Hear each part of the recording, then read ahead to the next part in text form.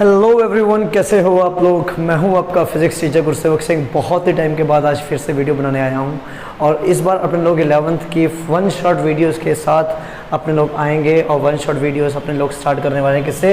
Units and dimensions में। Hopefully कोशिश यही रहेगी कि एक ही पर्टिकुलर वीडियो में ये सारा का सारा चैप्टर हो जाए। अगर इनकेस नहीं हो पाता है तो कल ही मैं आपकी ये दूसरी वीडियो, अगर एरर पार्ट अगर रह जाता है, एरर पार्ट जो आपका इस यूनिट्स एंड डायमेंशंस में है, अगर वो रह जाता है तो मैं कल उस पर्टिकुलर पार्ट की वीडियो लेके आ जाऊंगा। बट कोशिश यही रहेगी कि इसी एक पार्ट में आपका ये खत्म हो जाए। तो ये शुरू करते हैं यूनिट्स एंड डायमेंशंस। तो इसमें जो सबसे पहली चीज़ जो आप स्टडी करोगे वो है फिजिकल क्वांटिटी के बारे में। तो आप सबको पता होगी what is a physical quantity. हाँ जी भाई, एनी आइडिया? बिल्कुल होना चाहिए। फिजिकल क्वांटिटी क्या है? Anything in this particular world which can be measured is said to be a physical quantity. कोई भी ऐसी क्वांटिटी जिसको हम मेजर कर सके उसको हम क्या बोलते हैं? उसको हम फिजिकल क्वांटिटी बोलते हैं। For example if we talk about mass, ठीक है, मास एक फिजिकल क्वांटिटी है। इसको मेजर करा जा सकता है, बिल्कुल करा जा सकता है। किस में? केजीस में, ग्राम्स में, पाउंड्स में, अलग अलग यूनिट्स होते हैं, ठीक है, मेजर करने के लिए। टन्स में, क्वांटल्स में, डिपेंड करता है क्या है उस समय की सर्कमस्टांस है, क्या कंडीशन है, ठीक है। और भी बहुत सारी फिजिकल क्वांटिटीज़ हैं। अगर हम बात करें, लेंथ हो गया, ठीक है, लेंथ एक फिजिकल क्वांटिटी है। वेलोसिटी नाम की एक फिजिकल क्वांटिटी है, ठीक है। फोर्स हो गई, बहुत सारी है इस पर्टिकुलर यूनिवर्स में, इस पर्टिकुलर वर्ल्ड में, इस पर्टिकुलर अर्थ में जहाँ आप रह रहे हैं। बहुत सी ऐसी फिजिकल क्वांटिटीज़ हैं जिनको आप मेज़र कर सकते हैं। और जो पर्टिकुलर क्वांटिटीज़ मेज़र हो जाएं, जिनकी पर्टिकुलर वैल्यू हमें मिल जाए, उन्हीं को नाम देते हैं फिजिकल क्वांटिटी। ये बात समझिए पहले तो। कोई भी पर्टिकुलर चीज़ जो मेज़र हो जाए, जो एक पर्टिकुलर यूनिट होल्ड रखती हो, उसको हम नाम दे देते हैं फिजिकल क्वांटिटी। हाँ, पॉसिबल है कुछ फिजिकल क्वांटिटीज़ के पास यूनिट नहीं होगा। जैसे अगर हम बात करें स्ट्रेन हो गई। स्ट्रेन एक ऐसे फिजिकल क्वांटिटी है जिसका कोई यूनिट नहीं होता है, फिर भी वो एक फिजिकल क्वांटिटी है क्योंकि उसको भी मेज़र करा जा सकता है, ठीक है। तो आपके पास फिजिकल क्वांटिटीज़ को हम कैटेगराइज कर सकते हैं दो हिस्सों में। तो this are basically categorised in two ways. One of them is fundamental physical quantity. एक होती हैं फंडामेंटल फिजिकल क्वांटिटी, ठीक है। फंडामेंटल फिजिकल क्वांटिटीज़ कौन सी होती हैं भाई? तो बड़ी सिंपल सी बात है, वो फिजिकल क्वांटिटीज़ जो किसी और के ऊपर डिपेंड ना करें, किसी और फिजिकल क्वांटिटी के ऊपर डिपेंड ना करें, उनको हम कहते हैं fundamental physical quantity. For example इनमें अगर नाम लें, सबसे पहले आता है मास का। मास एक ऐसी फिजिकल क्वांटिटी है जो किसी और क्वांटिटी के ऊपर डिपेंड नहीं करेगी। हाँ, आपके दिमाग में आ रहा होगा सर फॉर्मूला है तो F is equal to ma। तो यहाँ पर फोर्स डिपेंड कर रहा है मास और एक्सेलरेशन के ऊपर। उस पर्टिकुलर केस में क्वेश्चन जब आप कर रहे होंगे, हो सकता है फोर्स गिवन हो, एक्सेलरेशन गिवन हो, आपको मास निकालने के लिए पूछा जाए, तो वहाँ पर आप फॉर्मूला ज़रूर लगाओगे F/a का। बट मास एक ऐसी फिजिकल क्वांटिटी है जो डिपेंड नहीं करती है दूसरी पर्टिकुलर क्वांटिटीज़ के ऊपर, इसीलिए इसको नाम दिया गया फंडामेंटल फिजिकल क्वांटिटी, ठीक है। फिर आती है आपके पास लेंथ नाम की फिजिकल क्वांटिटी, ठीक है। लेंथ भी एक ऐसी फिजिकल क्वांटिटी है जो किसी और पर्टिकुलर फिजिकल क्वांटिटी के ऊपर डिपेंड नहीं करती है। फिर आपके पास आता है टाइम नाम की फिजिकल क्वांटिटी, ठीक है। फिर आपके पास है टेम्परेचर नाम की फिजिकल क्वांटिटी, ठीक। फिर उसके बाद आपके पास करंट नाम की फिजिकल क्वांटिटी, ओके। उसके बाद आपके पास है इंटेंसिटी नाम की physical quantity and the last we have a quantity of matter, ठीक है। ये वो फिजिकल क्वांटिटीज़ हैं जिनकी नॉलेज एक आम आदमी को भी होगी मेरे हिसाब से, ठीक है। मास हो गया, लेंथ हो गया, टाइम हो गया। एक अनपढ़ आदमी को इन तीनों की नॉलेज होना बहुत ज़रूरी है, वरना उसको कोई भी लूट के खा जाए। देखो ना, अगर एक दिहाड़ी वाला आदमी एक काम पे गया है और उसको टाइम की नॉलेज नहीं होगी तो ऑटोमेटिकली क्या होने वाला है? फिर उसको कोई भी बेवकूफ़ बना के उससे ज़्यादा काम करवा सकता है। तो उसको टाइम की एटलीस्ट नॉलेज होना बहुत ज़रूरी है और होती भी है। तो इसलिए इनको वर्ड नाम दिया गया फंडामेंटल। फंडामेंटल बोले तो सबको इनकी नॉलेज होगी ही होगी। अगर साइंस की भाषा में हम ये कह देते हैं कि ये किसी और के ऊपर डिपेंड नहीं करती हैं, ठीक है। तो दीज आर फिजिकल क्वांटिटीज़। और अगर हम बात करें इनके यूनिट्स की, तो इन पर्टिकुलर फिजिकल क्वांटिटीज़ के यूनिट्स क्या हैं? तो भाई मास का यूनिट होता है किलोग्राम्स, मास का यूनिट होता है किलोग्राम्स। लेंथ का यूनिट होता है मीटर्स, ठीक है। टाइम का यूनिट होता है सेकंड्स, ये हम सारे के सारे ऐसे यूनिट्स की बात कर रहे हैं यहाँ पर, ठीक है। टेम्परेचर का यूनिट होता है केल्विन, बिल्कुल केल्विन होता है, डिग्री सेल्सियस मत यूज़ करना कभी भी, केल्विन होता है। करंट का यूनिट होता है एम्पियर्स, ठीक है। फिर आपके पास इंटेंसिटी का यूनिट होता है कैंडिला, कैंडिला नाम किसको दिया गया है, इंटेंसिटी के यूनिट को नाम दिया गया, ठीक है।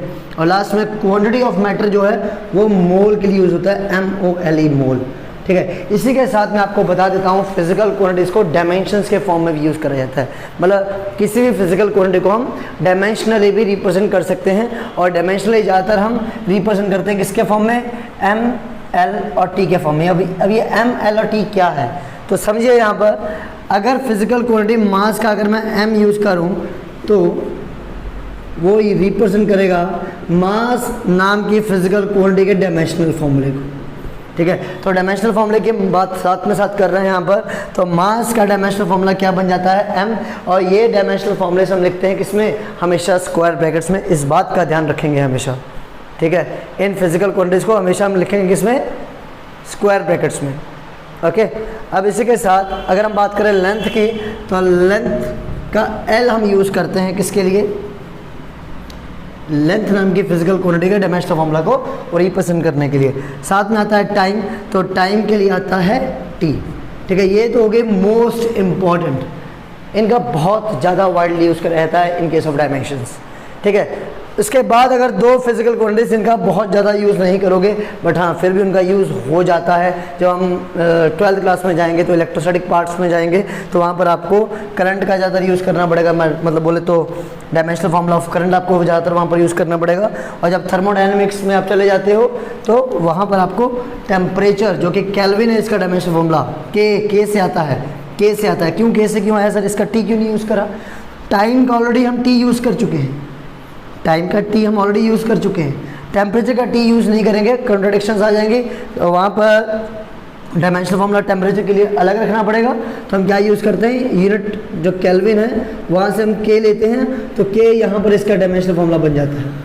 सिमिलरली जो लास्ट की ये चार हैं, लास्ट के चार, इन सब के डायमेंशनल फॉर्मूलाज को हम उनके यूनिट से डिराइव करते हैं। एम्पियर का ए आ जाएगा, कैंडला का CD आ जाएगा, और मोल का MOL आ जाएगा। तो इनको ज़्यादा यूज़ नहीं करा जाएगा, बहुत ना के बराबर यूज़ होगा इन दोनों का, बट ये दो जो हैं इनका फिर भी हम यूज़ कर लेंगे। और ये तो ऑलमोस्ट हर फिजिकल क्वांटिटी के क्वांटिटीज़ में आएंगी ही आएंगी ज़्यादातर, ठीक है। तो ये फंडामेंटल फिजिकल क्वांटिटी के लिए एक टेबल हो गया, ठीक है, जो आपको याद रखना है। इनके डायमेंशनल फॉर्मूले से आपको याद रखने हैं, इनके यूनिट्स याद रखने हैं, क्योंकि अगर इनके यूनिट्स और डायमेंशनल फॉर्मूलास हो गए तो जो नेक्स्ट टाइप की मैं फिजिकल क्वांटिटी का टाइप आपको करवाने जा रहा हूँ, उनके डायमेंशनल फॉर्मूलास और यूनिट्स आपको याद रखने की ज़्यादा ज़रूरत नहीं पड़ेगी, आपको उनके फॉर्मूलास याद रखने की ज़रूरत पड़ेगी। जैसे अच्छा, पहले तो ये समझिए दूसरी टाइप की फिजिकल क्वांटिटी कौन सी होती है। एक तो हो गई फंडामेंटल, ठीक है, दूसरी हो गई डेराइव्ड, दूसरी होती है डिराइव्ड फिजिकल क्वांटिटी। कौन सी होती है, डिराइव्ड फिजिकल क्वांटिटी। अब डिराइव्ड बोले तो वर्ड से ही आपको समझ में आ रहा होगा, ऐसी फिजिकल क्वांटिटी जो किसी और के ऊपर डिपेंड करे, किसी और से हम डिराइव करें, तो किसी और का मतलब यहाँ पर किसको रिप्रेजेंट कर रहा है, फंडामेंटल को, ठीक है। तो डिराइव्ड फिजिकल क्वांटिटीज हम डिराइव करते हैं कहाँ से, फंडामेंटल फिजिकल क्वांटिटी से। तो इसीलिए हम बेसिकली क्या बोलते हैं, कि आपके पर्टिकुलर फिजिकल क्वांटिटीज़ को हम कहाँ से ड्राइव करेंगे, आपकी फंडामेंटल से ड्राइव करेंगे। तो for example if I talk about velocity, हम वेलोसिटी की बात करें तो वेलोसिटी नाम की फिजिकल क्वांटिटी डिपेंड करती है किसके ऊपर, तो भाई इसका फॉर्मूला तो आपको पता होगा, वेलोसिटी का फॉर्मूला आप लोगों ने 9th क्लास में कहीं ना कहीं स्टडी करा होगा। बिल्कुल सही जवाब, displacement upon time, displacement upon time. आपकी सोच को मैंने परखा, मुझे लगा कि किसी न किसी को ये फॉर्मूला पता होगा, तो इसलिए मैंने बोला बहुत सही जवाब। तो वेलोसिटी का फॉर्मूला होता है क्या, डिस्प्लेसमेंट अपॉन टाइम। तो displacement is representing something here, what, a type of length. Displacement is a type of length.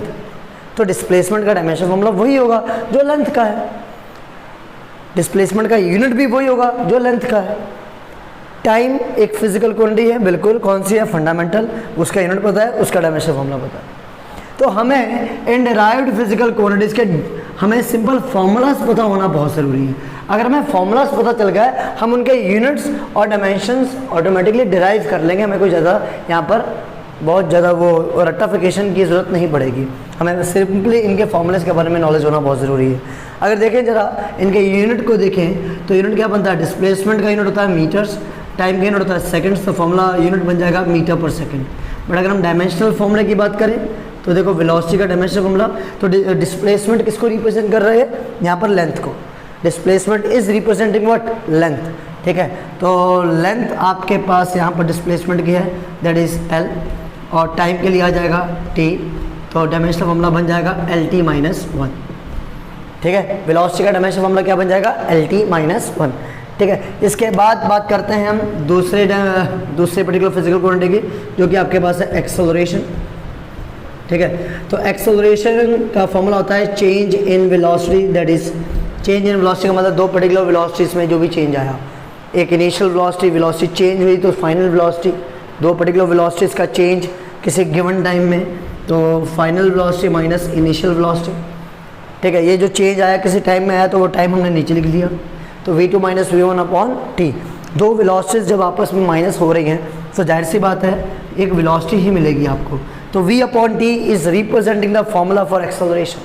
ये एक बात क्लियर होती है हमें यहाँ पर कि v अपॉन टी जो आपकी वेलोसिटी अपॉन टाइम है, ये क्या रिप्रेजेंट कर रहा है, एक फॉर्मूला रिप्रेजेंट कर रहा है किसके लिए, एक्सेलरेशन के लिए, ठीक है। तो हमें इसका यूनिट भी इजीली मिल जाएगा, मीटर पर सेकंड ऊपर और नीचे सेकंड, तो आ जाएगा मीटर पर सेकंड स्क्वायर। सेकंड एक ऊपर गया, -1 ऑलरेडी था, -1 और चला गया तो क्या आ जाएगा, -2, ठीक है। ये तो हो गया इसका unit. But if I talk about it's dimensional formula, तो डायमेंशनल फॉर्मूला क्या बन जाएगा, तो देखिए वेलोसिटी का डायमेंशनल फॉर्मूला क्या था, L T minus one divided by time, तो टाइम का डायमेंशनल फॉर्मूला टी, तो निकल के क्या आता है, एल टी माइनस टू। क्या निकल के आता है, L T minus to. L T minus two is the dimensional formula for acceleration. L T minus two is the dimensional formula for acceleration. इसी के साथ हमारे पास है तीसरी फिजिकल क्वांटिटी जो कि है फोर्स, ठीक है। तो फोर्स नामक ये पर्टिकुलर फिजिकल क्वांटिटी का अगर हम फॉर्मूला देखें तो फॉर्मूला होता है मास इनटू एक्सेलरेशन, ठीक है, मास इनटू एक्सेलरेशन। तो मास किसका, मास का जो डायमेंशनल फॉर्मूला है हमें पता है क्या है, m, ठीक है। मास का डायमेंशनल फॉर्मूला हमें पता है क्या है, m। और अगर हम बात करें एक्सेलरेशन की, तो एक्सेलरेशन का डायमेंशनल फॉर्मूला थोड़ी देर पहले ड्राइव करा, क्या है, एल टी माइनस टू, ठीक है। फोर्स का हमें यूनिट वैसे ही पता होता है, जो आपने 9th क्लास में स्टडी करा था वो क्या था, न्यूटन। तो हमें डिराइव करने की जरूरत नहीं, जैसे हमने यहाँ पे करा तो हम न्यूटन ही ज़्यादातर यूज़ करते हैं, ठीक है। और इसका जो डायमेंशनल फॉर्मूला है वो निकल के क्या आता है, M L T minus two, clear. तो this will be the dimensional formula for force. और ये बहुत बहुत इंपॉर्टेंट है यार, ट्रस्ट में, इसको आप बहुत यूज़ करने वाले हो, मैं आपको दिखाऊंगा अभी, इसको आप बहुत ज़्यादा यूज़ करोगे, ठीक है। तो चाहो तो स्क्रीनशॉट ले लो, एक बार क्विक रिवीजन मार लो।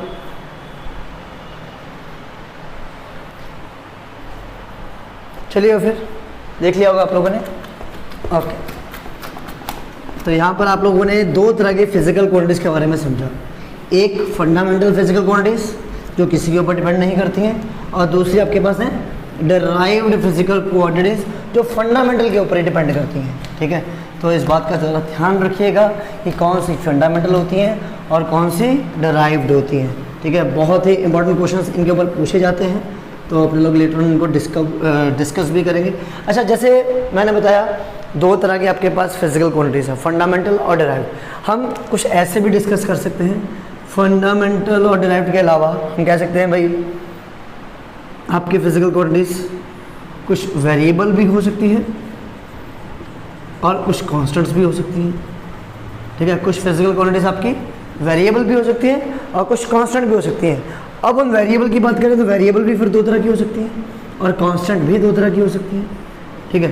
तो वेरिएबल दो तरह की कौन सी होंगी, एक हो सकती है डायमेंशनल हो, जिनके पास डायमेंशनल फॉर्मूला हो, एग्जिस्ट करता हो, और कुछ हो सकती हैं आपके डायमेंशनलेस, कुछ हो सकती हैं डायमेंशनलेस, ठीक है। डायमेंशनलेस वेरिएबल्स भी हो सकती हैं, ठीक है। सिमिलरली कांस्टेंट भी कुछ ऐसे डायमेंशनलेस हो सकती हैं या डायमेंशनल कह लो, और डायमेंशनलेस भी हो सकती हैं, ठीक है। कुछ फिजिकल क्वांटिटीज आपके पास दो तरह में डिस्ट्रीब्यूट करेंगे, वेरिएबल और कांस्टेंट। वेरिएबल दो तरह की, डायमेंशनल और डायमेंशनलेस। कांस्टेंट दो तरह की, डायमेंशनल और डायमेंशनलेस।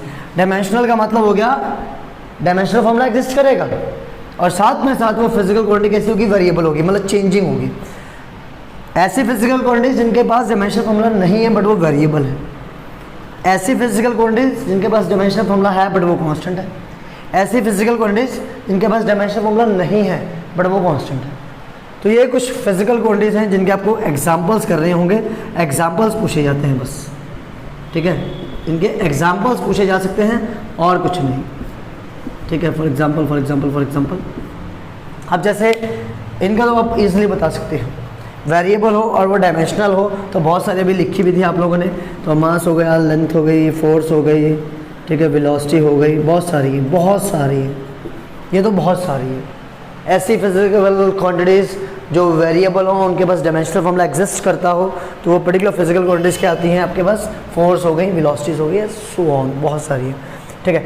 डायमेंशनल लेस वेरिएबल्स की अगर हम बात करें तो स्ट्रेन नाम की एक फिजिकल क्वांटिटी होती है। स्ट्रेन बोले तो चेंज इन डायमेंशन, किसी भी पर्टिकुलर डायमेंशन की अगर हम बात करें, उसमें जो भी चेंज आया है और उसको डिवाइड कर दो उसके ओरिजिनल डायमेंशन के साथ। फॉर एग्जांपल अगर हम बात करें एक पर्टिकुलर वायर की, है ना, एक वायर की ओरिजिनल लेंथ है L, ठीक है। इसके ऊपर किसी ने फोर्स लगाया, इसको स्ट्रेच करा किसी लेंथ से, वो लेंथ हो गई डेल L बोले तो स्मॉल चेंज, तो वो चेंज ऊपर लिखा जाएगा और नीचे ओरिजिनल लिखी जाएगी, तो वो एक तरह की स्ट्रेन है। वो स्ट्रेन किस तरह की है वो अपने लोग स्टडी करेंगे आगे आने वाले यूनिट्स में। तो वो स्ट्रेन बेसिकली मैं अगर आपको बता दूं, जब भी लेंथ का चेंज आता है किसी भी पर्टिकुलर मेजरमेंट में, है ना, लेंथ का चेंज आता है किसी भी पर्टिकुलर आपकी बॉडी में, तो हम स्ट्रेन को नाम देते हैं लॉन्गिट्यूडनल स्ट्रेन। क्या नाम देते हैं, लॉन्गिट्यूडनल स्ट्रेन। तो यहाँ पर आपके पास एक स्ट्रेन नाम की फिजिकल क्वांटिटी है जिसका डायमेंशन फॉर्मूला नहीं होगा। क्यों नहीं होगा, क्योंकि लेंथ ऊपर है, लेंथ ही नीचे है, तो लेंथ से लेंथ कैंसिल, तो उसका डायमेंशन फॉर्मूला एग्जिस्ट नहीं करता है, ठीक है। मतलब जितनी भी रेशियोज होंगी ना, अगर कोई रेशियो होगी और उनके डायमेंशन फॉर्मूला सेम होंगे ऊपर नीचे, तो वो particular physical quantities dimension less होंगी। फिर अगर हम बात करें कांस्टेंट की, ठीक है, तो कांस्टेंट नामक फिजिकल क्वांटिटी तो जिसके पास डायमेंशनल फॉर्मूला एग्जिस्ट करता हो, तो भाई कैपिटल जी आपके पास क्या है, ग्रेविटेशनल कांस्टेंट। स्मॉल एच क्या है, Planck's constant, sigma, Stefan's constant, बहुत सारी हैं, ठीक है, बहुत सारी हैं, हमें याद करनी पड़ेंगी। अच्छा, कुछ ऐसे कांस्टेंट होते हैं जिनके पास डायमेंशनल फॉर्मूला एग्जिस्ट ही नहीं करता है बट वो कांस्टेंट है, जैसे पाई क्या है, 3.14 कांस्टेंट है, कभी चेंज नहीं होता है, ठीक है ना। तो आप ऐसे बहुत सारी फिजिकल क्वांटिटीज हैं जिनको आप याद रख सकते हो। अब जैसे एंगल हो गया, अगर मैं एंगल की बात करूं तो एंगल के पास यूनिट तो है, ठीक है, एंगल के पास यूनिट है बट डायमेंशनल फॉर्मूला नहीं है, तो इट इज़ डायमेंशनलेस, ठीक है। अब कोई आपसे क्वेश्चन पूछ ले, भाई बताइए कोई ऐसी फिजिकल क्वांटिटी जिसके पास यूनिट हो, डायमेंशनल फॉर्मूला ना हो, दिमाग घूमेगा थोड़ी देर के लिए, यार यूनिट है और डायमेंशनल फॉर्मूला नहीं है। थोड़ी देर पहले सर ने बताया कि हर पर्टिकुलर फिजिकल क्वांटिटी में मास, लेंथ और टाइम तो होगा ही होगा, है ना। बहुत सारी ऐसी भी होंगी जो डायमेंशन लेस होंगी, और डायमेंशन लेस होंगी तो इसका मतलब यूनिट नहीं होना चाहिए क्योंकि मास, लेंथ और टाइम होगा ही होगा, बट नहीं, कुछ एक्सेप्शनल केसेस होंगे, जैसे कि एंगल का यूनिट हमें पता है क्या होता है, डिग्री या रेडियन। हम कहते हैं ना 15 डिग्री का एंगल, 20 डिग्री का एंगल, और वो आपका पर्टिकुलर ऐसे यूनिट्स की अगर हम बात करें, ठीक है, या रेडियंस की बात करते हैं, जैसे पाई को हम 180 डिग्री के फॉर्म में लेते हैं या पाई रेडियंस के फॉर्म में लेते हैं। तो यहाँ पर ये एंगल आपके पास क्या है, एक डायमेंशनलेस फिजिकल क्वांटिटी है बट इसका यूनिट है, ठीक है। ऐसा पॉसिबल है क्या कि पर्टिकुलर फिजिकल क्वांटिटी का यूनिट ना हो बट डायमेंशनल फॉर्मूला हो, क्या ऐसा पॉसिबल है, नहीं है। अगर यूनिट है तो डायमेंशनल फॉर्मूला होगा ही होगा, और अगर यूनिट नहीं है तो डायमेंशनल फॉर्मूला एग्जिस्ट नहीं करता।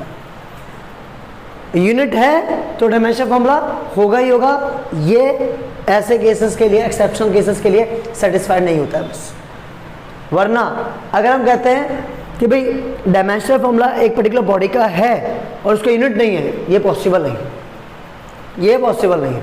अगर डायमेंशनल फॉर्मूला एक बॉडी का है, क्योंकि यार डायमेंशनल फॉर्मूला में मास, लेंथ, टाइम ये आएगा ही आएगा, और अगर ये आएगा तो यूनिट होगा ही होगा।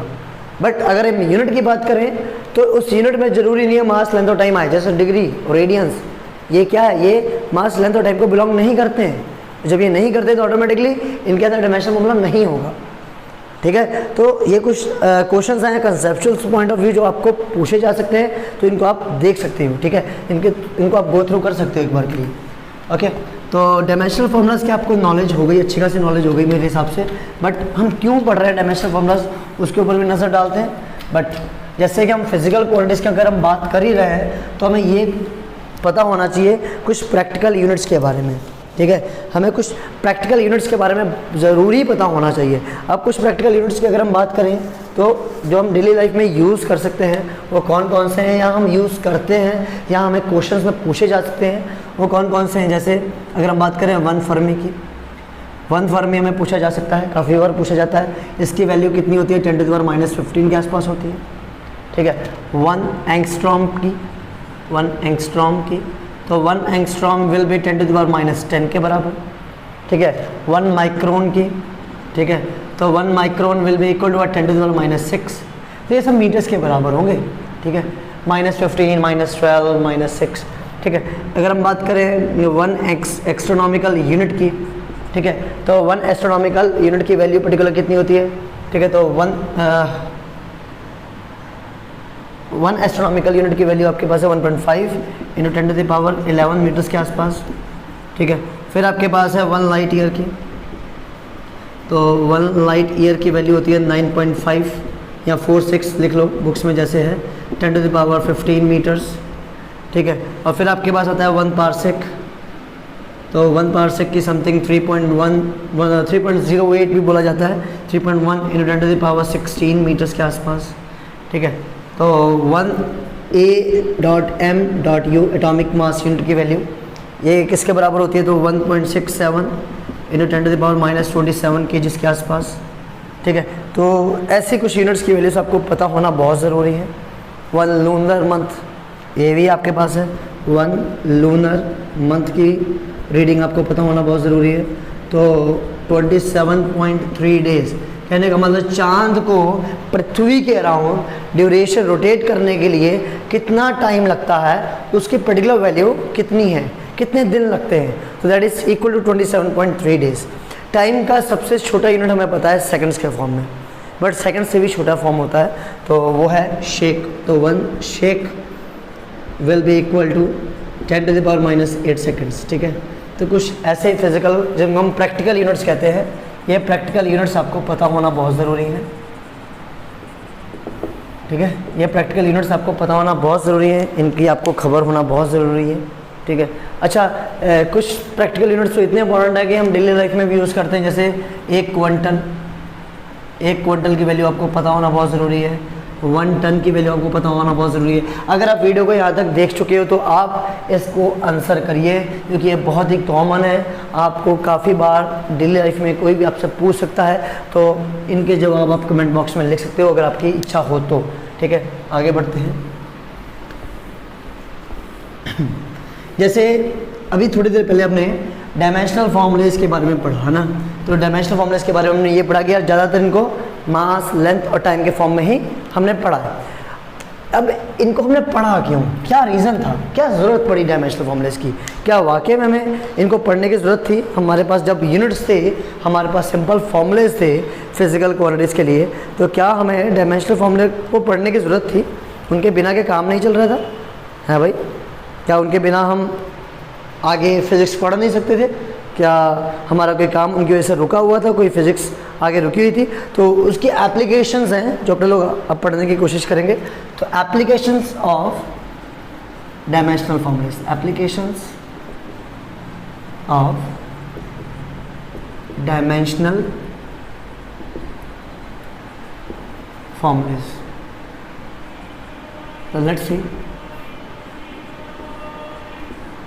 ठीक है, एप्लीकेशंस ऑफ डायमेंशनल फॉर्मूलेज। तो पहली एप्लीकेशन जो डायमेंशनल फॉर्मूलेज की है वो ये है कि to derive a formula, to derive a formula, कोई पर्टिकुलर फॉर्मूला अगर हमें डिराइव करना है, हम भूल चुके हैं, इन केस अगर हम भूल चुके हैं, हमें डिराइव करना है, तो हम इन डायमेंशनल फॉर्मूलेज का यूज़ कर सकते हैं। बट अगर हमें डायमेंशनल फॉर्मूले की नॉलेज नहीं होगी, उस फिजिकल क्वांटिटी का फॉर्मूला जिसको हम डिराइव करने जा रहे हैं, अगर हमें उसका डायमेंशनल फॉर्मूला नहीं पता होगा, तो ये प्रैक्टिकल, ये जो एप्लीकेशन है ये हम सॉल्व नहीं कर पाएंगे। ठीक है, जैसे कि फॉर एग्जांपल अगर हम एग्ज़ाम देने गए और उस एग्ज़ाम में कोई फॉर्मूला आया हुआ है, फॉर एग्जांपल सेंट्रीपिटल फोर्स का फॉर्मूला, ठीक है, सेंट्रीपिटल फोर्स का फॉर्मूला आया हुआ है। और वो सेंट्रीपिटल फोर्स का formula F is equal to क्या होता है, हमें पहले से पता है, F is equal to mv² upon r होता है। और हम भूल चुके हैं एग्ज़ाम में जाते, हम वहाँ पे याद कर रहे हैं यार m होता था, ठीक है, m होता था, v भी थी, v वेलोसिटी भी थी शायद उसमें, ठीक है, और आपके पास रेडियस भी था। हमें ये याद नहीं आ रहा है यार पावर किसके ऊपर स्क्वायर की थी, कौन नीचे था, हमें कुछ भी याद नहीं है। तो हमें अगर ये पता चल जाए वो पर्टिकुलर फोर्स के फॉर्मूले में कौन कौन सी फिजिकल क्वांटिटी बिलोंग करती है, कौन कौन सी पर्टिकुलर फिजिकल क्वांटिटी बिलोंग करती है, किन किन के ऊपर वो डिपेंड कर रहा है, तो हम ये फॉर्मूला ड्राइव कर सकते हैं। जैसे यहाँ पर ये फोर्स का फॉर्मूला है और सेंट्रीपिटल फोर्स के लिए अगर हम बात करें तो ये फोर्स का फॉर्मूला डिपेंड करता है मास, वेलोसिटी और रेडियस के ऊपर। हमें पावर की नॉलेज नहीं है, पावर किन के ऊपर लग रही थी हमें ये पता ही नहीं है। तो हम बेसिकली उस केस में क्या करेंगे, हम इनकी पावर्स को लेट कर लेंगे A, B या C। अब जैसे मैंने आपको बताया, आपको इनके डायमेंशनल फॉर्मूले की नॉलेज होना बहुत ज़रूरी है। अगर डायमेंशनल फॉर्मूले की नॉलेज नहीं होगी तो तो नहीं हो पाएगा, ये इसका फॉर्मूला आप ड्राइव ही नहीं कर पाओगे। ठीक है, तो हमें यहाँ पर फोर्स की नॉलेज होना बहुत ज़रूरी है, मास की नॉलेज होना बहुत ज़रूरी है, वेलोसिटी के फॉर्मूले की नॉलेज होना बहुत ज़रूरी है, और साथ में साथ रेडियस के फॉर्मूले की नॉलेज होना भी बहुत ज़रूरी है। तो let us see what we can do here. तो F is equal to directly proportional का साइन आया और यहाँ पर हमने K लगा दिया, मास M, वेलोसिटी V और रेडियस आपके पास R। ठीक है, अब इनकी पावर्स को हमने A, B और C मान लिया। अब डायमेंशनल फॉर्मूले की बात आ गई तो हमें इन फिजिकल क्वांटिटी के डायमेंशनल फॉर्मूलेस को हमने लिख देना है।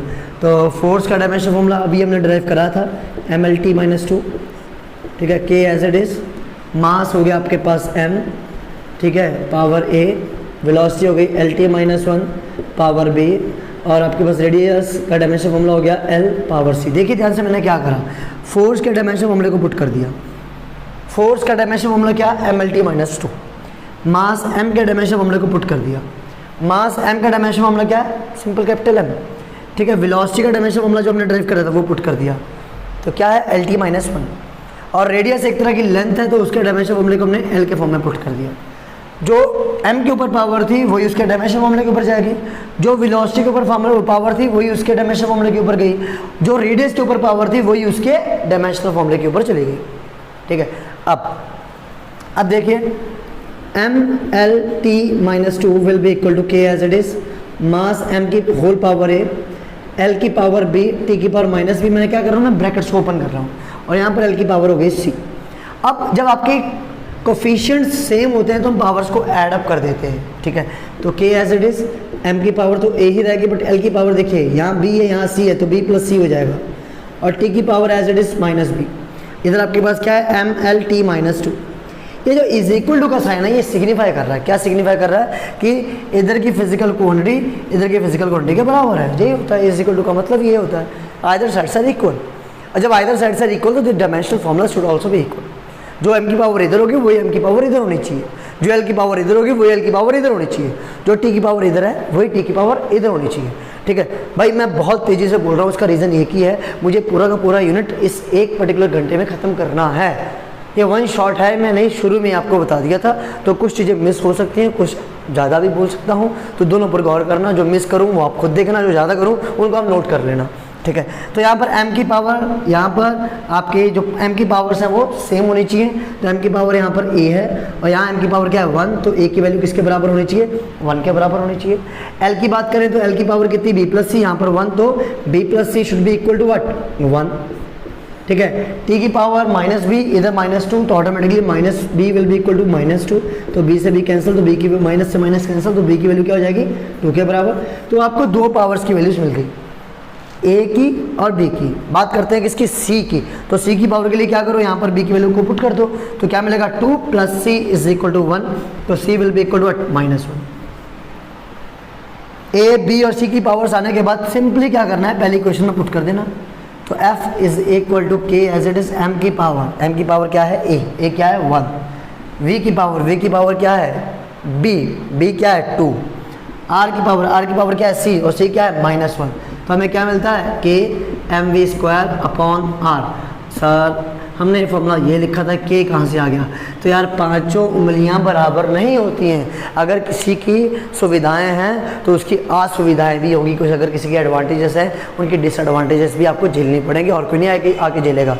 तो यहाँ पर हमें ये जो इसकी लिमिटेशन है, ये सबसे गंदी लिमिटेशन है, ये कॉन्स्टेंट्स को डिराइव नहीं कर पाता है, कांस्टेंट के की वैल्यू के डिराइव नहीं कर पाएगा।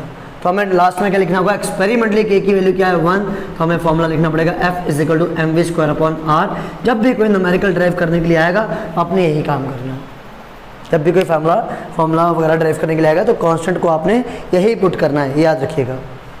क्लियर? ये तो हो गई इसकी पहली application. Let's talk about second application now. मज़ा पता नहीं आ रहा है कि नहीं आ रहा है? अगर आ रहा है तो प्लीज़ वीडियो को शेयर, लाइक और कमेंट ज़रूर करें, और अगर बिल्कुल नहीं आ रहा है मज़ा तो आप इस वीडियो को अभी के अभी छोड़ के जा सकते हो।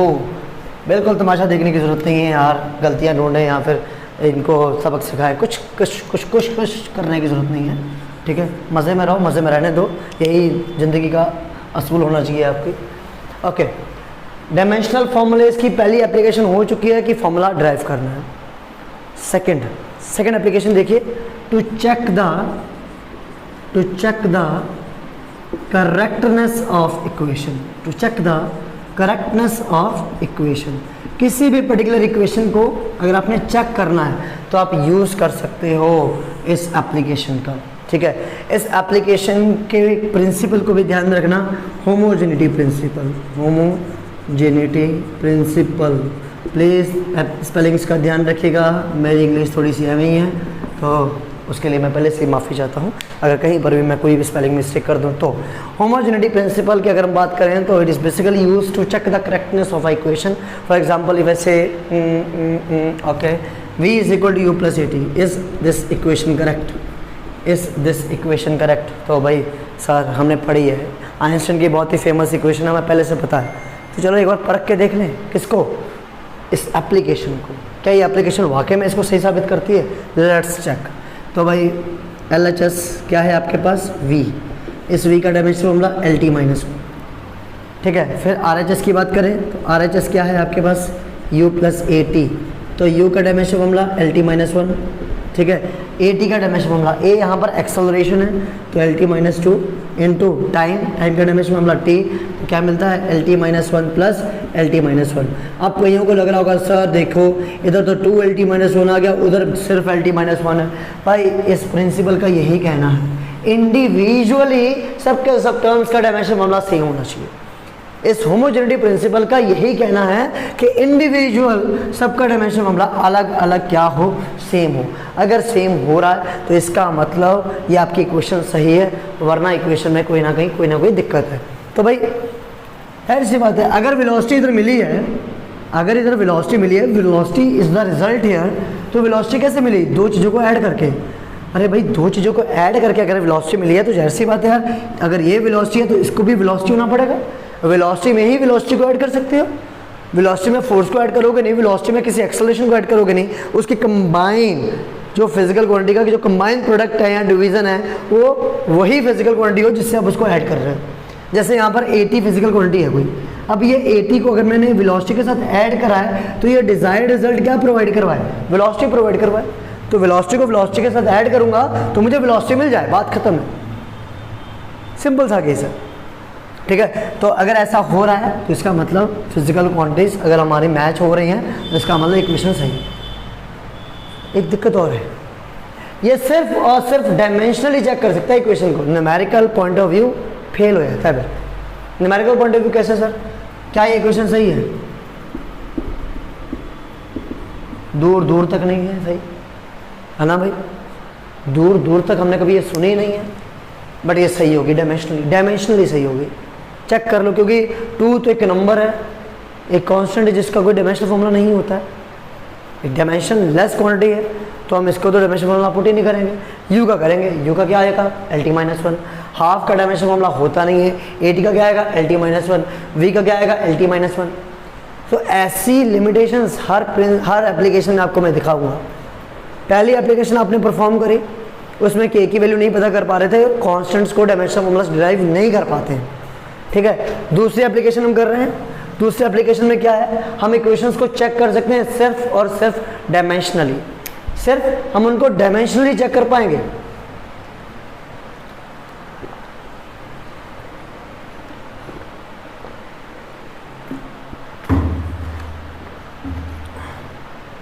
ठीक है, हम उनको सिर्फ और सिर्फ डायमेंशनली चेक कर पाएंगे, numerical respective point of view हम उनको चेक नहीं कर सकते हैं। इनके बेस के ऊपर क्वेश्चंस कैसे आ सकते हैं, तो क्वेश्चंस देखिए, p is equal to a x square upon b plus t. अब देखिए p यहाँ पर पावर है, p यहाँ पर पावर है, x यहाँ पर डिस्टेंस है, t यहाँ पर टाइम है। ठीक है, कहा जाए आपको a एंड b का डायमेंशनल फॉर्मूला चेक करके दिखाइए अगर इक्वेशन सही है, डायमेंशनली सही है। अगर इक्वेशन डायमेंशनली सही है तो भाई जैसे मैंने आपको बोला भाई दो सेम टाइप की फिजिकल क्वांटिटीज को ही ऐड करा जा सकता है। वेलोसिटी को वेलोसिटी के साथ ऐड करोगे, फोर्स को फोर्स के साथ, ऐसे ही टाइम को टाइम के साथ ही ऐड कर सकते हो। टाइम को टाइम के साथ ऐड करोगे तो भाई ए और बी का डायमेंशन फॉर्मूला देखना, तो बी का तो डायरेक्टली मिल गया। क्या है बी का डायमेंशन फॉर्मूला, टी। बात आती है किसकी, ए की। ठीक है, तो भाई अब ये कंप्लीट क्वांटिटी प्रेशर के बराबर, सॉरी पावर के बराबर होगी। पावर का डायमेंशन फॉर्मूला हमें याद करना होगा, बट अगर याद नहीं है तो कोई प्रॉब्लम नहीं है, हमें यहाँ पर वर्क अपॉन टाइम के फॉर्मूले से निकाल लेना है। वर्क का डायमेंशन फॉर्मूला नहीं याद है तो कोई बात नहीं, वर्क का फॉर्मूला है force into displacement upon time. ठीक, अब यहाँ पर जो फोर्स है उसका डायमेंशन फॉर्मूला तो हमने डिराइव करा था ना, mlt माइनस 2, ये आपके पास लेंथ और नीचे आपके पास टाइम t, तो क्या मिलेगा ml स्क्वायर t माइनस 3। ये आपके पास है पावर का डायमेंशन फॉर्मूला। पावर का डायमेंशन फॉर्मूला आ चुका है। अब देखिए power will be equal to a x square upon time. Simple एक टाइम लिखो, टाइम चाहिए बस। क्यों, क्योंकि हमें ए निकालना है, तो टाइम में से टाइम अगर ऐड होगा, टाइम को अगर हम टाइम के साथ ऐड करेंगे तो सिंपली क्या मिलेगा, टाइम मिल जाएगा। तो A will be here equal to P into T upon X का स्क्वायर। ठीक है, तो पावर का डायमेंशन फॉर्मूला क्या है, ml2 t minus 3 into T. T यहाँ पर आपके पास है कैपिटल टी के बराबर।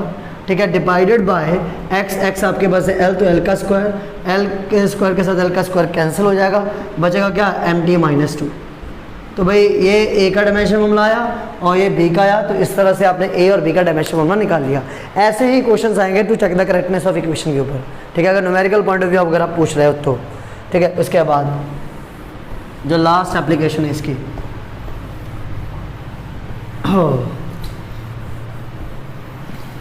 तो भाई आपने एप्लीकेशन के साथ साथ आप लिमिटेशंस को भी नोट डाउन करते रहिएगा। मैं आपको बताता जा रहा हूँ साथ में साथ, है ना, तो प्लीज़ उनको नोट डाउन जरूर करते रहिएगा। तो third is to convert one system of units to another. एक सिस्टम ऑफ यूनिट को आप दूसरे सिस्टम ऑफ यूनिट में कन्वर्ट करेंगे तो कैसे करेंगे। तो भाई सिस्टम ऑफ यूनिट्स अगर आपको नहीं आता है, अगर आपको नहीं पता है क्या होते हैं सिस्टम ऑफ यूनिट्स, तो मैं आपको पहले वो भी बता देता हूँ। सिस्टम ऑफ यूनिट्स एक फिजिकल क्वांटिटी किस किस तरीके से मेज़र हो सकती है, उनको किन किन क्वांटिटीज़ में हम मेज़र कर सकते हैं।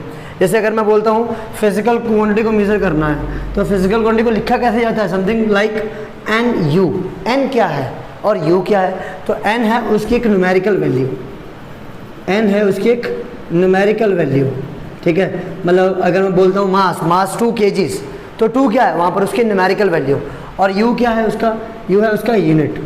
ठीक है, तो ये यूनिट जो आपके पास है ये सिस्टम ऑफ यूनिट है, और इसके टाइप्स होते हैं। ये है 3 टाइप का सिस्टम ऑफ यूनिट, यहाँ पर है 3 टाइप का। ठीक है, एक एमकेएस, एमकेएस में आपका एम होता है फॉर मीटर्स, ठीक है, के होता है फॉर केजीज, और एस होता है फॉर सेकंड्स। ठीक है, दूसरा होता है सीजीएस, सीजीएस में सी आपका सेंटीमीटर्स, जी आपका ग्राम्स, और एस आपका सेकंड्स। और जो तीसरा है वो है आपका पास FPS, F for foot, P for pound, और एस फॉर सेकंड। ठीक है, ये 3 तरह के आपके सिस्टम ऑफ यूनिट्स हैं। चौथा जो है वो हम SI यूनिट कहते हैं, स्टैंडर्ड इंटरनेशनल, वो हर जगह कॉमनली यूज़ करा जाता है। बट इनमें जो MKS है वो अमेरिकन सेंटेंस यूज़ करते हैं, और जो FPS है वो अपने लोग ब्रिटिशर्स यूरोप में देखने को मिलता है। जैसे अगर आप लोगों ने नोटिस करा हो कभी भी कि वेट ज़्यादा यूरोप में LBS में मेजर कराता है, LBS बोले तो पाउंड्स, ठीक है ना, और वो हाइट फुट्स में मेजर करते हैं, आप लोग मीटर्स में मेजर करते हैं, ठीक है। तो this are system of units, और एक सिस्टम ऑफ यूनिट को हमने दूसरे फॉर्म में कन्वर्ट करना है, तो किस तरह से कर सकते हैं उस पर ध्यान दीजिएगा। जैसे अगर मैं बोलता हूँ MKS में एक सिस्टम ऑफ यूनिट की न्यूमेरिकल वैल्यू है N1, उसका यूनिट होगा N1 U1, तो उसी तरह से अगर वो उसको हम कंपेयर करना चाहते हैं, CGS में कन्वर्ट करना चाहते हैं, तो वो समथिंग N2 U2 के बराबर होना चाहिए। 1 kg is equal to 1000 grams, 1 kg is equal to 1000 grams, तो N1 U1 का मल्टीपल N2 U2 के मल्टीपल के बराबर होगा, ठीक है। और यूनिट की जगह मैं यहाँ पर उसका डायमेंशन फॉर्मूला कर लिख देता हूँ, M1 L1 T1, ठीक है, न्यूमेरिकल वैल्यू हो गई N1। और सिमिलरली U2 के लिए उसका डायमेंशन फॉर्मूला होगा M2 L2 U2। But mass M1 को यहाँ पर M2 के फॉर्म में क्यों लिखा? क्योंकि यहाँ का अगर मास केजीज में है तो यहाँ का हो सकता है ग्राम्स में हो सकता है फुट में हो, सॉरी पाउंड में हो। लेंथ अगर यहाँ की L1 मीटर्स में है, हो सकता है यहाँ की लेंथ सेंटीमीटर्स में हो, ठीक है, फुट में हो, ठीक है। तो इसलिए इनको अलग अलग लिखना बहुत ज़रूरी है। चलिए ये तो लिख ही लिया, बट डायमेंशनल फॉर्मूला भी तो सेम होना चाहिए, बिल्कुल सेम होना चाहिए। डायमेंशनल फॉर्मूला में अगर मास की यहाँ पावर A है तो यहाँ भी A होगी, लेंथ की यहाँ पावर अगर B है तो यहाँ भी B होगी, टाइम की यहाँ पावर अगर C है तो यहाँ भी C होगी। इस बात का ध्यान अगर आप रख लें तो बहुत अच्छी बात है, ठीक है। नाउ इफ आई से N2 सपोज अगर हमें पता करना है, N2 की वैल्यू अगर हमें पता करनी है तो N2 will be equal to what, N1 mass M1 upon M2 की होल पावर A, ये फॉर्मूला बन जाएगा। L1 अपॉन L2 की होल पावर B, ये फॉर्मूला बन गया। T1 अपॉन T2 की होल पावर C, ये कंबाइंड फॉर्मूला बन गया। किसको निकालने के लिए? N2 को निकालने के लिए। यार N2 क्या है? न्यूमेरिकल वैल्यू है दूसरे सिस्टम ऑफ यूनिट की, जिसमें हमें कन्वर्ट करना है, जैसे इफ ऐसे फोर्स की बात करते हैं, फोर्स के 2 यूनिट होते हैं, एक होता है न्यूटन, और दूसरा होता है डाइन, ठीक है। न्यूटन होता है किसमें? MKS में या SI में बोल लो, और डाइन होता है आपका CGS में। तो let us convert 1 newton is equal to how many dynes, 1 newton is equal to how many dynes. Let us see अगर हम कन्वर्ट कर पाते हैं या नहीं, ठीक है, देखते हैं। इस फॉर्मूले की जरूरत हमें पड़ेगी। देखो N2 is equal to N1, ठीक है, मास M1 अपॉन M2 की whole power A, L1 upon L2 की whole power B, T1 upon T2 की होल पावर C, ठीक है। इस फॉर्मूले की ज़रूरत थी हमने और हमने लिख लिया। अब देखिए कन्वर्ट किसको करना है? न्यूटन को। किसमें? डाइन में। तो न्यूटन आपके पास रिप्रेजेंट कर रहा होगा किसको? M1 L1 और T1 को, और डाइन रिप्रेजेंट कर रहा होगा किसको? M2 L2 और T2 को।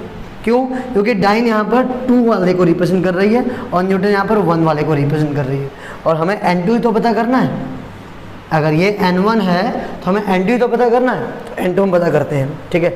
अब देखो N1 as it is, mass M1 की value in case of MKS बोले तो आपका MKS सिस्टम ऑफ यूनिट्स में M किसको रिप्रेजेंट कर रहा है? सॉरी K किसको रिप्रेजेंट कर रहा है? kg क्या यूनिट किसका? मास का। तो यहाँ पर आपके पास M1 है 1 kg के बराबर, ठीक है, न्यूटन्स में, और M2 मास है किसमें? डाइन्स में। तो डाइन आपका CGS यूनिट है, CGS यूनिट की बात करो तो मास आपका ग्राम्स में होता है, तो यहाँ लिखोगे 1 ग्राम, ठीक है। पावर A अभी बात करते हैं पावर कैसे निकालेंगे। L1 अपॉन L2 तो 1 मीटर अपॉन 1 सेंटीमीटर, यही करोगे। पावर आपकी B, T1 1 सेकेंड यहाँ पर आएगा, 1 सेकेंड यहाँ पर आएगा, पावर कितनी हो जाएगी? C। A, B और C की वैल्यूज अगर नहीं पता होंगी तो इस एप्लीकेशन का भी हमें कोई यूज़ नहीं है, हम नहीं कर पाएंगे solve. Without the powers of A, B और C this numerical can not be solve. और A, B और C की वैल्यूज पता करनी है तो आपको इसकी नॉलेज होना बहुत ज़रूरी है, that is dimensional formulas. A, B और C पावर सेकंड की डायमेंशनल फॉर्मूलेस की, किसके डायमेंशनल फॉर्मूलेस की? फोर्स की। तो फोर्स का डायमेंशनल फॉर्मूला क्या होता है? MLT-2। फोर्स का डायमेंशनल फॉर्मूला क्या होता है? MLT-2। तो M की यहाँ पावर कितनी है? 1, L की यहाँ पावर कितनी है? 1, T की पावर कितनी है? -2। तो A की वैल्यू आ गई 1 के बराबर, B की वैल्यू आ गई 1 के बराबर, C की वैल्यू आ गई -2 के बराबर, ठीक है। तो यहाँ पुट करते हैं तो N1 आपके पास कितना है? N1 आपके पास है 1, तो 1000 grams upon 1 gram whole power कितनी 1, 100 centimetres upon 1 centimetre whole power कितनी 1, और 1 second upon 1 second whole power कितनी है -2। देखिए ए बी और सी की जो पावर्स है मैंने वो पुट कर दी, ठीक है। अब कन्वर्जन भी तो करना था, कन्वर्जन किसका, न्यूटन वाले का, किसमें, डाइंस में। तो न्यूटन वाले का ही मास मैंने कन्वर्ट करा डाइंस वाले फॉर्म में, लेंथ को मैंने कन्वर्ट करा डाइंस वाले फॉर्म में। तो दैट इज एमकेएस के कन्वर्जन्स को सीजीएस में कन्वर्ट करना था। तो ग्राम ग्राम से गया, सेंटीमीटर सेंटीमीटर से गया, सेकंड सेकंड से गया, तो बचता क्या है 10⁵। n2 की वैल्यू कितनी आ गई 10⁵। तो 1 newton is equal to 10⁵ dynes. एक बार देख लीजिए, कोई प्रॉब्लम है, कोई डाउट है तो प्लीज़ आप बहुत फ्री हैं कमेंट करने के लिए, कमेंट बॉक्स में आंसर दीजिए क्या समझ में आया या नहीं।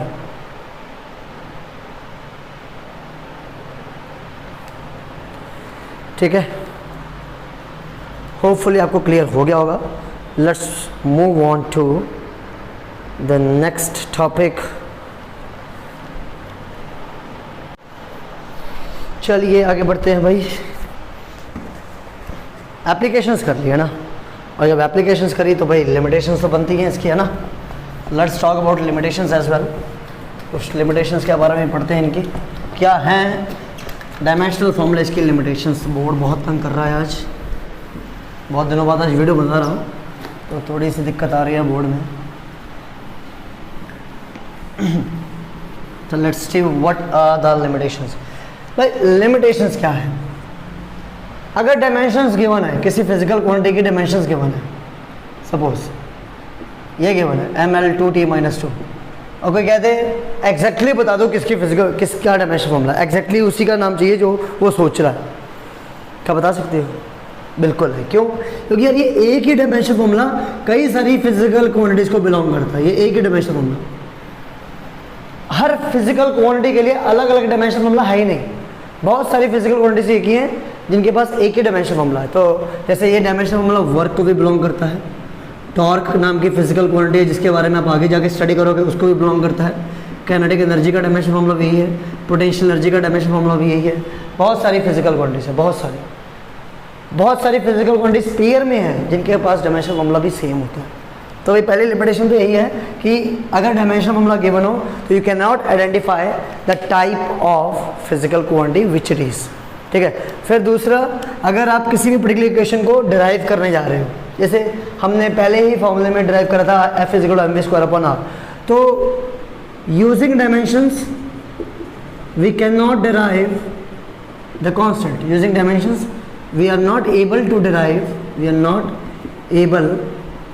Derive the constants. हम कांस्टेंट्स को डिराइव नहीं कर पाते हैं। फॉर एग्जाम्पल 1, 2, पाई, 3 पाई, 2π/3, हम इन कांस्टेंट्स को कभी भी डिराइव नहीं कर पाते हैं। ठीक है। इसके बाद अगर वो कहते हैं इक्वेशन को ड्राइव करिए तो इक्वेशन हम ड्राइव कर सकते हैं, बट अगर वो कहते हैं भाई कुछ ऐसी इक्वेशंस को ड्राइव करिए अदर देन प्रोडक्ट हो, उनमें डिवीज़न हो, तो अदर देन प्रोडक्ट और डिवीज़न आपकी कोई इक्वेशन अगर ऐसी आती है S = ut + ½ d² और यूजिंग डायमेंशंस इनको ड्राइव करिए तो not possible to derive using dimensions. हाँ, एक क्वेश्चन आपको अगर SL अरोरा नाम की बुक अगर आप पढ़ते हो तो एक क्वेश्चन ज़रूर है कि इसको डायमेंशनल ड्राइव करें, और उसमें बड़े अजीब तरीके से दिया भी हुआ है ड्राइव करके। वो बस ये समझ लो एक ज़बरदस्ती वाला काम करा है उसमें ड्राइव करने का, बट इस फॉर्मूले को हम डायमेंशनली ड्राइव नहीं कर सकते हैं। ठीक है। फिर आता है चौथा फंडा कि इफ़ अ फिज़िकल क्वांटिटी, कोई एक फिज़िकल क्वांटिटी है वो डिपेंड करती है 4 फिज़िकल क्वांटिटीज़ के ऊपर, 4 या 4 से ज़्यादा के ऊपर डिपेंड करती है, तो हम उसका फॉर्मूला ड्राइव नहीं कर पाते हैं। हम उसका फॉर्मूला ड्राइव नहीं कर पाते हैं यूजिंग डायमेंशनल फॉर्मूला। ये सबसे बड़ी लिमिटेशन है। कोई भी फिजिकल क्वांटिटी वो 4 या 4 से ज़्यादा फिजिकल क्वांटिटीज़ के ऊपर डिपेंड करे तो हम उसका फॉर्मूला ड्राइव नहीं कर पाएंगे। But we can check the correctness of the equation. We can check the correctness of the equation. Correctness of equation, हम उसकी इक्वेशन को चेक जरूर कर सकते हैं, बट अगर आप बोलोगे कि इसको ड्राइव कर लोगे, ड्राइव नहीं कर पाओगे। एक और चीज़, एक और फंडा है, अगर फिजिकल क्वांटिटी आपने बोला सर 4 के ऊपर डिपेंड करे, 4 के ऊपर डिपेंड करे हम नहीं ड्राइव कर सकते फॉर्मूला, बट अगर फिजिकल क्वांटिटी 3 फिजिकल क्वांटिटीज के ऊपर डिराइव मतलब डिपेंड करे, बट उसमें 2 सेम हो। अगर उसमें 2 सेम टाइप की हो, दोनों के दोनों, सपोज एक में रेडियस आ गया, दूसरे में लेंथ आ गई, और वो 2 सेम टाइप की फिजिकल क्वांटिटीज हैं, दोनों का डायमेंशन फॉर्मूला क्या है, लेंथ है, हम ऐसे फॉर्मूलेस को भी डिराइव नहीं कर पाएंगे। हम ऐसे फॉर्मूलेस को भी डिराइव नहीं कर पाएंगे, इस बात का भी ध्यान रखिएगा। तो ये कुछ लिमिटेशंस हैं किसकी, डायमेंशनल फॉर्मूलेस की, ठीक है। इसके बाद लिमिटेशंस का ध्यान रखना, एप्लीकेशंस का ध्यान रखना, ठीक है। लिमिटेशंस जो है ये पूछी जा सकती हैं आपकी कंसेप्चुअल पॉइंट ऑफ व्यू, तो इसलिए इम्पॉर्टेंट है ये, ठीक है। Now if I talk about 2 important terms, that is accuracy and precision. Accuracy and precision, और बड़े ही अटपटी चीज़ें हैं समझाने के लिए, और बड़ी इजीली समझ भी आ जाएगा, ऐसा नहीं है समझ में नहीं आएगा, बट फिर भी बच्चों को याद नहीं रहता है लिखे क्या। समझ में आ गया, हाँ भाई ये होता है, बट लिखे क्या ये समझ में नहीं आता है, ठीक है। Accuracy is the particular value that is closest to the true value, a particular value that is closest to the true value. Suppose आपके पास कोई पर्टिकुलर वैल्यू है एक वेट की, इसी वेट की एक पर्टिकुलर वैल्यू है 10 kgs, ठीक है। ये एक वेट है 10 kgs का, और आप मेज़र कर रहे हो, बार बार मेज़र कर रहे हो, और मेज़र करने के बाद आपको वैल्यूज़ मिल रही हैं 10.2 kgs, ठीक है, और 10.5 kgs और 10.8 kgs। तो this particular values you can not say them they are accurate, but इनमें ये पर्टिकुलर वैल्यू है, ये क्लोजेस्ट है, किसके क्लोजेस्ट है, इस 10 kgs के, तो this is accurate, this is accurate, ठीक है। और अगर हम बात करें प्रिसीशन की, तो प्रिसीशन क्या है, एक पर्टिकुलर बल्क में हम मेज़र करते हैं 3 से 4 वैल्यूज़, और वो ट्रू वैल्यू के आसपास होना हो, बट वो मेजर्ड वैल्यूज आसपास होगी, वो ट्रू वैल्यू के आसपास होना हो बट वो मेजर्ड वैल्यूज होंगी, तो the result is set to be precise, the result is set to be precise. जैसे कि ये 10 kgs है, हमने इसको मेज़र करा तो हमारे पास आंसर आया 11.1 kgs, 11.2 kgs और 11 kgs, ठीक है। ये रिजल्ट के आसपास भी नहीं है, रिजल्ट के आसपास भी नहीं है, बट है कैसा, ये प्रिसाइज है। क्यों, ये वैल्यूज़ आपस में आसपास है, ये वैल्यूज़ आपस में आसपास हैं। और हम ये पर्टिकुलर टर्म्स किन के लिए यूज़ करते हैं, हम एक इंस्ट्रूमेंट के लिए यूज़ करते हैं, जिससे हम किसी भी मेज़रमेंट को मेज़र करना चाहते हैं। वो मेज़रमेंट जब हम लेते हैं उस पर्टिकुलर इंस्ट्रूमेंट से, हम ये जानना चाहते हैं कि वो इंस्ट्रूमेंट कितना एक्यूरेट है या कितना प्रिसाइज है, कितना एक्यूरेट है और कितना प्रिसाइज है। अगर वो एक्यूरेट है तो इसका मतलब उसकी मेज़रमेंट की वैल्यू ट्रू वैल्यू के आसपास आ रही होगी, और अगर वो प्रिसाइज है तो ज़रूरी नहीं है वो एक्यूरेट हो, तो वो ज़रूरी नहीं है वो एक्यूरेट हो, वो एक्यूरेसी से बहुत दूर हो सकता है, वो ट्रू वैल्यू से बहुत दूर जाके 4-5 वैल्यूज़ का बल्क एक जगह दे सकता है। जैसे अगर हम बात करें एक एम की, ये एम है, ठीक है, और हमने कुछ एम लिए, ठीक, कुछ ऐसे आए 3 एम्स। अब ये बुल्सआई के आसपास है, बुल्सआई के आसपास है, ट्रू वैल्यूज के आसपास है, तो हम इस पर्टिकुलर इंस्ट्रूमेंट को बोलेंगे एक्यूरेट, ठीक है, but it is not precise, it is not precise. अगर मैं कहता हूँ कुछ ऐसे है, ठीक है, ये और ये क्या है, ट्रू वैल्यू के पास भी है और वो particular values they are very close to each other as well, तो ये एक्यूरेट भी है, ये एक्यूरेट भी है एंड प्रिसाइज भी है, एक्यूरेट भी है और साथ में साथ ये प्रिसाइज भी है, ठीक है। अगर हम बात करते हैं कुछ ऐसे, वैल्यूज एक ही जगह पर है बट ट्रू वैल्यू से बहुत दूर है, तो क्या है ये, बिल्कुल बोलो बोलो बोलो, हाँ बहुत सही, ये प्रिसाइज है but not accurate, but not accurate. ये एक्यूरेट भी है, प्रिसाइज भी है, बट ये सिर्फ प्रिसाइज है, not accurate, and this is accurate but not precise. और अगर हम लास्ट में बात करते हैं इसकी, तो what is this, neither accurate not precise, ठीक है। तो एक्यूरेसी और प्रिसाइज को अगर आप ध्यान रखो तो कुछ इस एग्जाम्पल के बेसिस पे रख सकते हो, तो एक्यूरेसी और प्रिसीशन इस तरह से आप समझ सकते हो। तो मुझे नहीं लगता बहुत ज़्यादा टफ टास्क था ये, आपने ईजिली इसको समझ लिया होगा। ओके ना, the last but not the least, मुझे उम्मीद थी कि मैं इस चैप्टर को ख़त्म कर दूंगा और मुझे लग भी रहा है मैं कर भी सकता हूँ। बस लास्ट टॉपिक बचा दैट इज़ एरर्स, तो ध्यान दीजिएगा। Last topic errors. मेजरमेंट अपने लोग लेते हैं जब भी, है ना।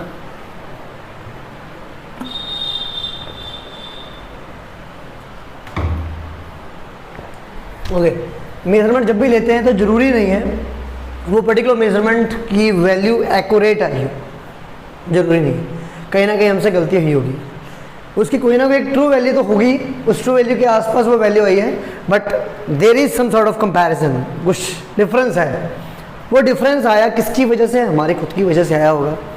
चलो हमने गलती नहीं करी, हमसे गलती करवाई गई, किसके थ्रू गलती हुई? वो एटमॉस्फेयर की वजह से हो सकती है ना, आपके आसपास की सराउंडिंग की वजह से हो सकती है, आपके इंस्ट्रूमेंट की वजह से हो सकती है, लैक ऑफ नॉलेज की वजह से हो सकती है, कोई भी रीज़न हो सकता है, बट ट्रू वैल्यू के आसपास वो रीडिंग आ रही है, बट एक्जैक्टली ट्रू वैल्यू नहीं। तो ऐसे पर्टिकुलर केस में क्या हुआ है, आपसे गलती हो गई, आपसे एरर हो गई, उस पर्टिकुलर फिजिकल क्वांटिटी में एक एरर आ चुकी है, और उस एरर को अगर हम बोलें तो होती है एब्सोल्यूट एरर। क्या होती है वो? Absolute error. तो what is your absolute error? तो absolute error is said to be a true value minus experimental value, true value minus your experimental value. बहुत आसानी से अगर आपको निकालना है, कभी भी एब्सोल्यूट एरर पूछी गई हो किसी भी क्वेश्चन में, तो सिर्फ दो चीज़ों का पता होना बहुत ज़रूरी है। ट्रू वैल्यू गिवन हो क्वेश्चन में, एक्सपेरिमेंटल वैल्यू गिवन हो क्वेश्चन में, आप एब्सोल्यूट एरर इजिली निकाल सकते हो, but this is not going to be this easy. Question में ऐसा कभी डायरेक्टली नहीं पूछा जाता है, ट्रू वैल्यू गिवन है, एक्सपेरिमेंटल वैल्यू गिवन है, बेटा जल्दी से निकाल के दिखाओ एब्सोल्यूट एरर। इतना आसान नहीं है। You are in the 11th class and the questions are not going to be that easy. So question कैसा होगा? So basically number of experimental values can be given. Number of experimental values can be given, that is A1, A2, A3 and so on. ठीक है? These are the number of experimental values till AN. Okay, now what? Now you are not given that particular true value. आपके पास true value नहीं है। अब आपको क्या करना है? अब आपको एरर निकालने के लिए वो कह रहे हैं, कैसे निकालेंगे एरर? आपको ट्रू वैल्यू चाहिए। यहाँ पर ट्रू वैल्यू नहीं आएगी आपके पास, एक्सपेरिमेंटल वैल्यू होने के बावजूद आप एब्सोल्यूट एरर नहीं निकाल पाओगे। तो उसके लिए क्या करना है? You have to take the mean value, अब mean value of this experimental values. तो मीन वैल्यू क्या होगी? तो मीन वैल्यू यहाँ पर आएगी A1 plus A2 plus A3 plus so on AN whole divided by जितनी भी नंबर ऑफ वैल्यूज है। तो this is going to be your what? AM is going to be your mean value. अब ये mean value किसका काम कर रही है? This is going to be working as, this is going to work as your true value. AM आपके पास यहाँ पर एक ट्रू वैल्यू की तरह बिहेव करेगी, और ट्रू वैल्यू से अगर आप इन एक्सपेरिमेंटल वैल्यूज को कंपेयर करो तो हर एक एक्सपेरिमेंटल वैल्यू में क्या होगी? एक एरर होगी। तो डेल A1 आपके पास पहली एरर आई, तो वो डेल A1 की वैल्यू क्या होगी? AM minus A1। Del A2 एक एरर आई, वो डेल A2 की वैल्यू अगर हम देखें तो वो क्या होगी? AM minus A2 and so on. Del AN की अगर हम बात करें तो वो क्या होगी? AM माइनस A3, इस तरह से, सॉरी AN। तो भाई ये सारी की सारी एरर्स हैं, ये सारी की सारी एरर्स हैं। So you need to find out the absolute error. तो in such a case you are going to get what? Mean absolute error. क्या हो गए? Mean absolute error. तो भाई जितनी भी पर्टिकुलर एरर्स आपने निकाली उन सबका आप मीन निकाल लेंगे। Del A1 plus del A2 plus so on plus del AN whole divided by n. So you are simply getting what? You are going to get a mean absolute error. Mean absolute error मिलने के बाद अब आपको क्या करना है? आपको दूसरे टाइप की एरर पता करनी है। दूसरे टाइप की एरर होती है रिलेटिव एरर और फ्रैक्शनल एरर,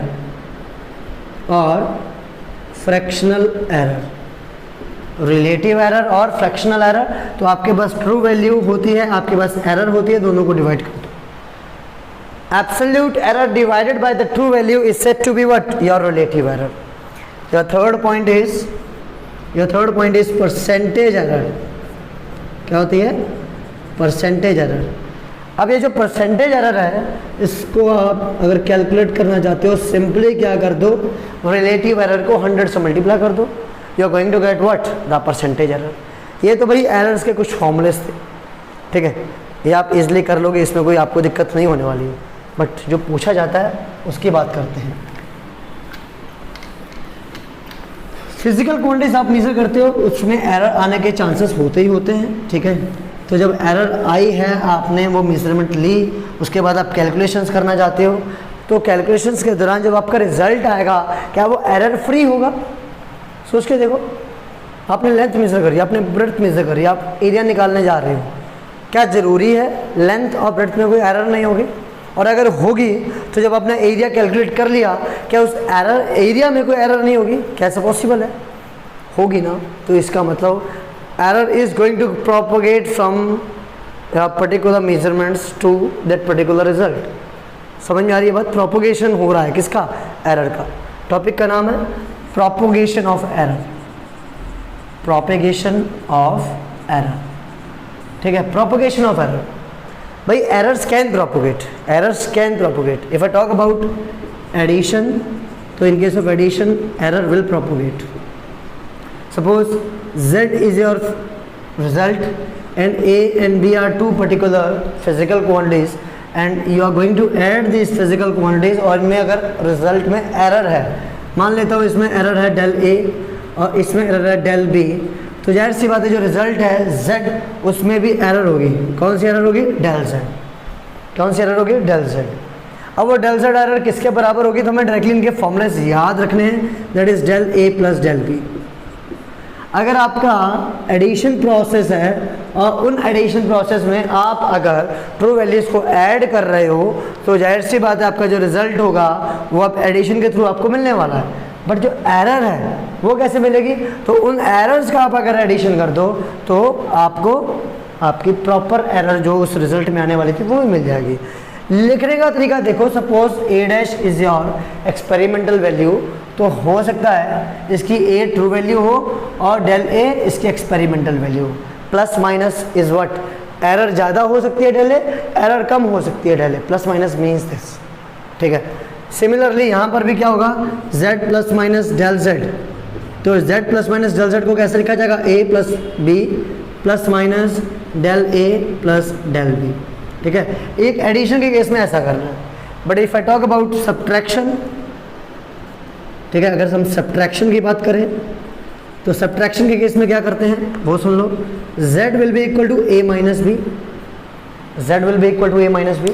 तो यहाँ पर आपके पास सपोज डेल z पता करने के लिए कह रहे हैं, तो यहाँ पर एरर को फिर से क्या करना है? ऐड ही करना है, because we always take the maximum permissible error या मैक्सिमम पॉसिबल एरर। हम हमेशा मैक्सिमम एरर को अप्रोच करते हैं, ना कि मिनिमम। तो मैक्सिमम एरर मिलने के चांसेस क्या होते हैं? दोनों पर्टिकुलर एरर्स को आप ऐड कर दीजिए। दोनों पर्टिकुलर एरर्स को जब आप ऐड कर दोगे आपको मैक्सिमम पॉसिबल एरर मिल जाएगी, ठीक है। तो रिजल्ट लिखेगा कैसे जाएगा? तो z plus minus del z will be equal to a minus b plus minus del a plus del b, ठीक है। फिर हम बात करते हैं किसकी? Third point, that is of multiplication, ठीक है। मल्टीप्लिकेशन में क्या कर रहे हैं हम? z will be equal to a into b, z will be equal to what? a into b. दो फिजिकल क्वांटिटीज इनको आप ऐड कर रहे हो। इसमें एरर जब पूछी जाती है तो हम ये एब्सोल्यूट एरर वाला फॉर्मूला नहीं लगाते हैं, हम क्या लगाते हैं? हम लगाते हैं रिलेटिव एरर वाला फॉर्मूला। अब यहाँ पर z है तो z का आ जाएगा del z upon z is equal to as it is, a का आ जाएगा डेल a अपॉन a, ठीक है। और यहाँ पर जो मल्टीप्लाई है उसकी जगह आ जाएगा प्लस, b का आ जाएगा डेल b अपॉन b। तो हम ये वाला फॉर्मूला यूज़ करेंगे इन केस ऑफ मल्टीप्लिकेशन। याद रहेगा, बिल्कुल रखना पड़ेगा, मजबूरी है, ठीक है। फिर आती है बात डिवीज़न की। तो इन केस ऑफ डिवीज़न क्या करना है भाई वो समझ लीजिए। z will be equal to a divided by b। तो इसमें भी हम एब्सोल्यूट एरर का यूज़ नहीं ना करते हुए हम रिलेटिव एरर को अप्रोच करेंगे।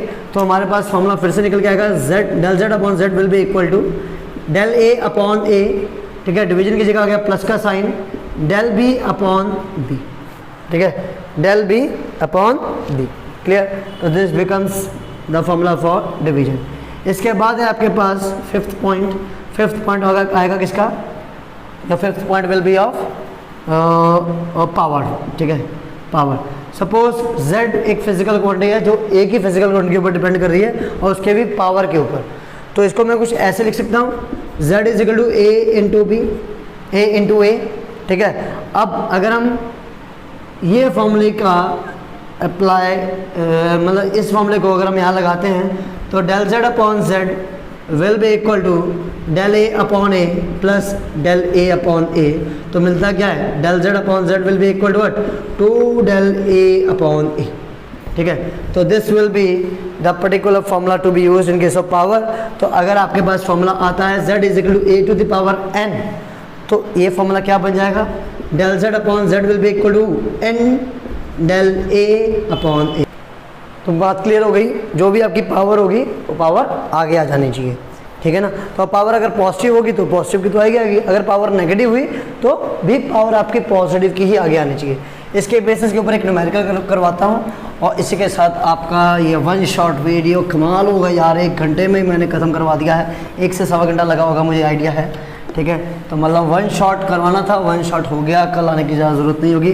कल अगर आएंगे तो नए यूनिट के साथ ना, तो एक क्वेश्चन बनता है, जैसे सपोज एक फिजिकल क्वांटिटी है a b square upon c to the power half d to the power 3, तो यहाँ पर आपकी ये z फिजिकल क्वांटिटीज हैं, वो डिपेंड कर रही हैं किस किस के ऊपर, इन 4 के ऊपर, और यहाँ इनका परसेंटेज एरर गिवन है।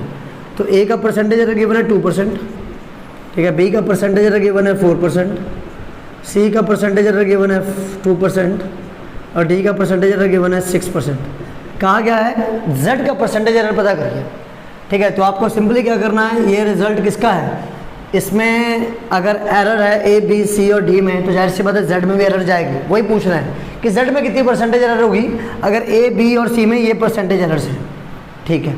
अब सुनिए जरा, इसमें मल्टीप्लिकेशन भी हुई है, इसमें डिवीज़न भी हुई है और इसमें पावर भी लग रही है।